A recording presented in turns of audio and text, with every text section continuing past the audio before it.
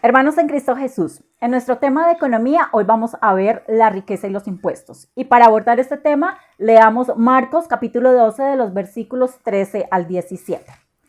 Enviaron entonces donde él a algunos fariseos y herodianos para casarle en alguna palabra.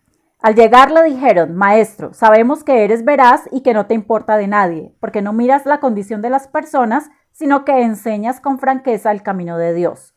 ¿Es lícito pagar tributo al César o no? ¿Pagamos o dejamos de pagar? Mas él, dándose cuenta de su hipocresía, les dijo: ¿Por qué me tentáis? Traedme un denario, que lo vea. Cuando se lo trajeron, les preguntó: ¿De quién son esta imagen y la inscripción? Ellos respondieron: del César. Jesús les dijo entonces: lo del César, devolvédselo al César, y lo de Dios a Dios. Y se maravillaban de él. Palabra del Señor, gloria a ti, Señor Jesús. ¿Cuál es el contexto de este pasaje bíblico? Jesús estaba enseñando en el templo, entonces fue abordado por una delegación extrañísima, fariseos y herodianos. ¿Por qué extraña? Porque entre ellos había una enemistad ya declarada. Entonces resultaba muy raro que ellos se unieran, pero lo hacían solamente que para enfrentar a Jesús, porque lo veían como un gran enemigo. ¿Cuáles eran las intenciones reales de la pregunta que ellos estaban haciendo? Era engañar a Jesús, era tenderle una trampa. ¿Por qué? Porque ellos estaban buscando algo con lo cual acusarle. Entonces, si Jesús decía: no paguen los impuestos, entonces lo iban a tildar de que estaba en contra de los romanos, del imperio. Pero que si Jesús decía: sí lo paguen, entonces, es que está en contra de la liberación de los judíos.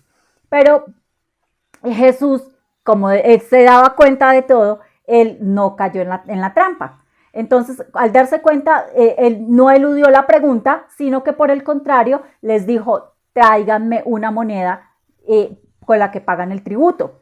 Al hacer esto, él tenía dos intenciones. Una, quería poner de manifiesto que esa moneda que ellos estaban usando en la vida cotidiana, con la que hacían negocios, con la que se beneficiaban, debían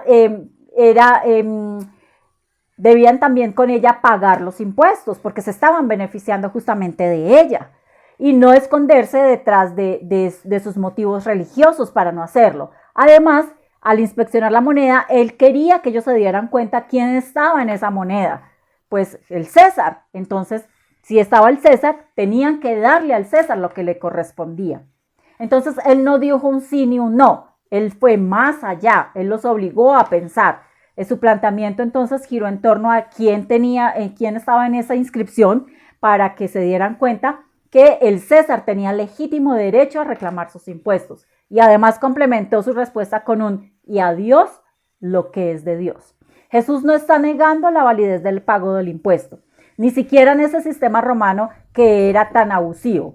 Este evangelio nos exhorta a tomar en serio no solo nuestras obligaciones de cristianos, sino también nuestras tareas de ciudadanos, nuestros deberes políticos. Dar al César lo que es del César y a Dios lo que es de Dios.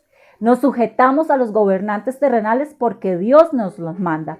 Pero sin embargo no podemos hacer todo lo que el César dice. El cristiano no puede decir: César es el Señor, porque para él Cristo es el único Señor. Los políticos y toda autoridad estatal son instrumentos de Dios para la realización de sus designios, aunque no lo sepan o aunque no lo quieran. Cristo acepta fundamentalmente el Estado y las autoridades políticas independientemente de sus formas. Por eso exige también de nosotros lealtad, obediencia, colaboración y sacrificios frente al Estado y a sus autoridades.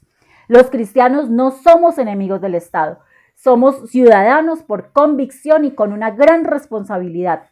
Y hoy más que nunca, cuando estamos viendo tanta corrupción y tantas situaciones anómalas en los estados, en las gobernantes, en aquellas personas que nos dirigen. Pero nosotros no tenemos que limitarnos a criticar. Nosotros debemos ayudarles por medio de nuestra oración en su difícil labor y en su gran responsabilidad. El arte de gobernar es un arte muy difícil.